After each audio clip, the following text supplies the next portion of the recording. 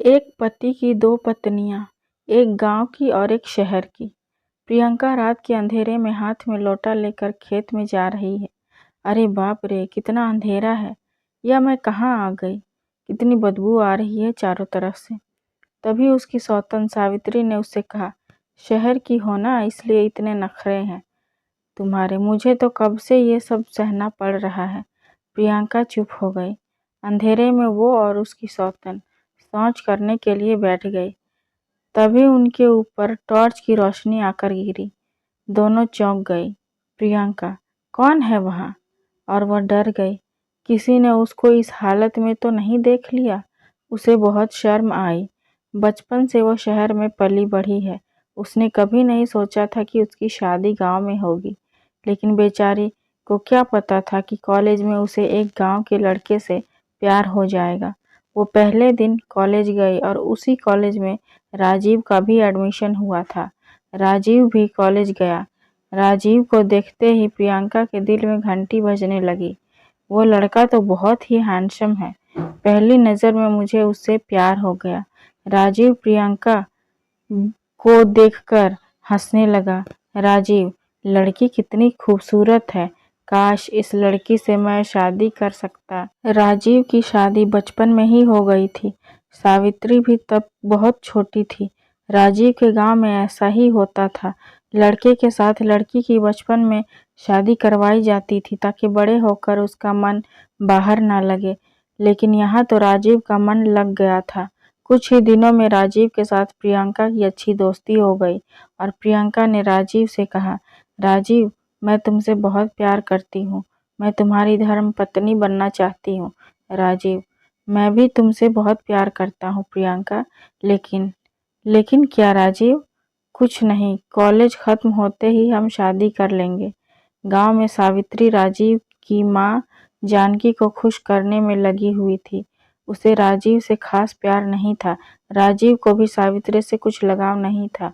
काम करते करते सावित्री की हालत खराब हो जाती थी। सावित्री, पता नहीं बचपन में इसी घर में मेरी शादी क्यों हुई।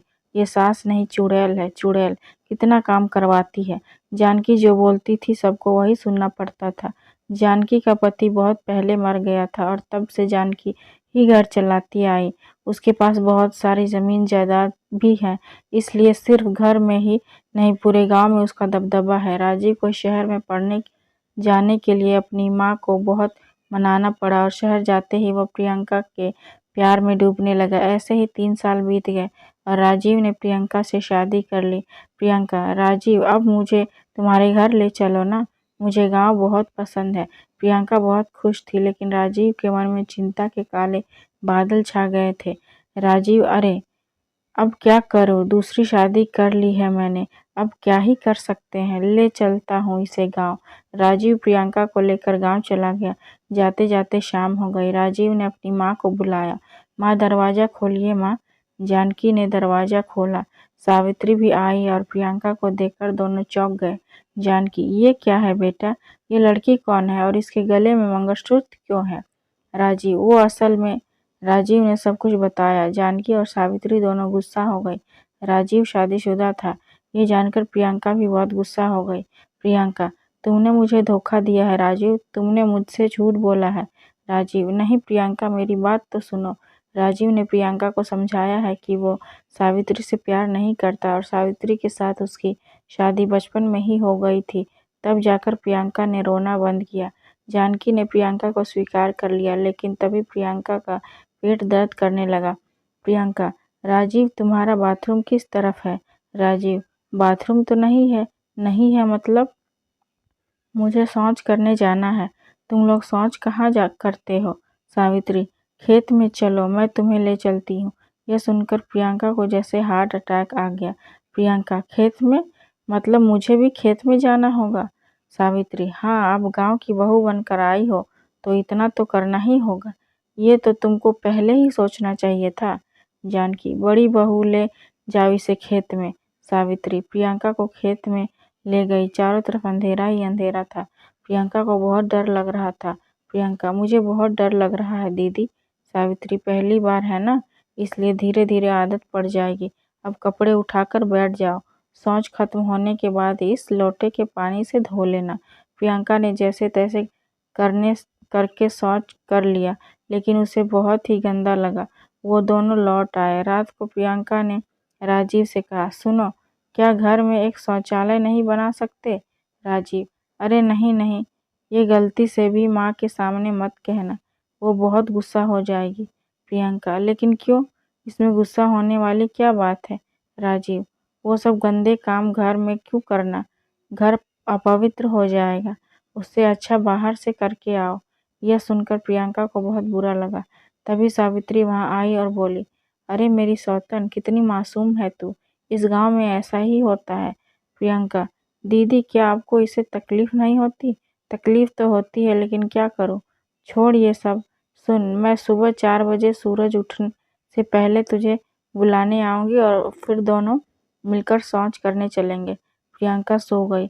उसे पूरी रात नींद नहीं आई। 4 बजे सावित्री ने प्रियंका को बुलाया और दोनों शौच करने चले गए। उसी वक्त गांव के बूढ़े रामलाल को भी प्रेशर आ गया। ओहो, ये भी ना, कभी भी प्रेशर आ जाता है। अब चलो खेत में। रामलाल खेत में गया। प्रियंका और सावित्री अभी अभी शौच करने बैठी थी।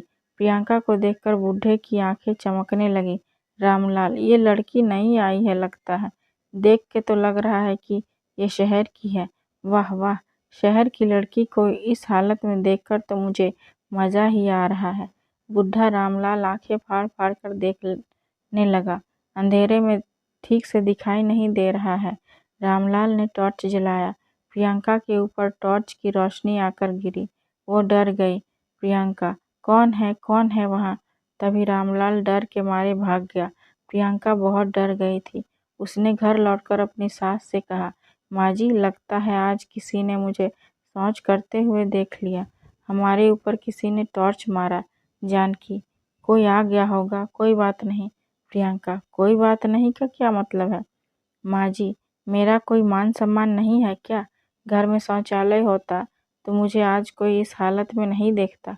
सावित्री, हाँ माँ जी, दुनिया आगे बढ़ गई है, घर में शौचालय का होना बहुत ज़रूरी है।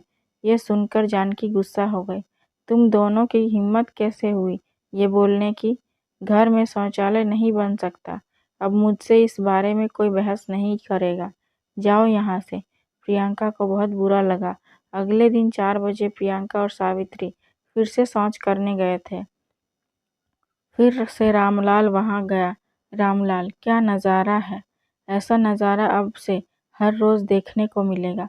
उसके बाद से हर रोज़ रामलाल चोरी छुपे हुए देखने लगा। उसकी नीयत खराब थी। ऐसे ही दिन बीतने लगे। प्रियंका जब जब शौचालय के बारे में कहती, तब तब घर में झगड़ा होने लगता।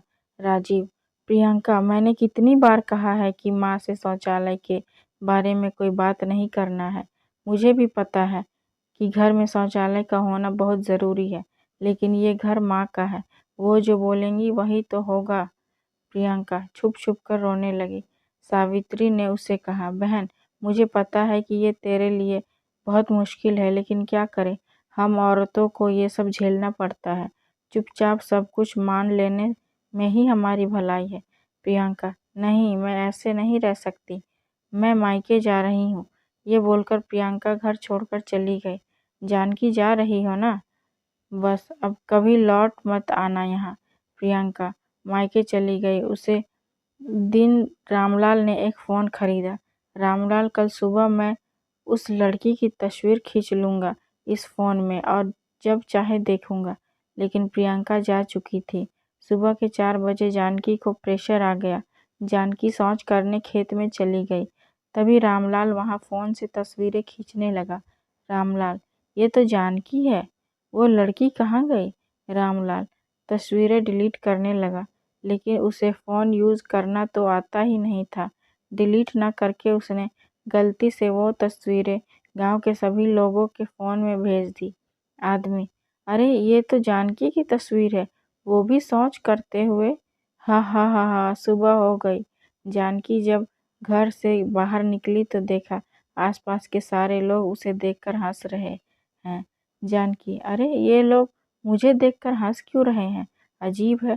तभी राजीव दौड़ते हुए आया और अपने फ़ोन में से वो तस्वीर जानकी को दिखाई। राजीव, माँ, किसी ने आपकी तस्वीर खींचकर वायरल कर दिया है। जानकी, हाय हाय, ये क्या हुआ? मेरी तो इज्जत ही लुट गई। सावित्री, माँ जी, प्रियंका बहन की बात मान लेती तो आज ये दिन ना देखना पड़ता। जानकी, हाँ बड़ी बहू, तुमने सही कहा। घर में शौचालय का होना बहुत ज़रूरी है। मैं आज ही इंतजाम करती हूँ। जानकी, राजीव तू शहर जा और छोटी बहू को ले आ। राजीव शहर गया और प्रियंका को ले आया। जानकी ने घर के अंदर शौचालय बनवाया। जानकी ने प्रियंका से माफ़ी मांगी।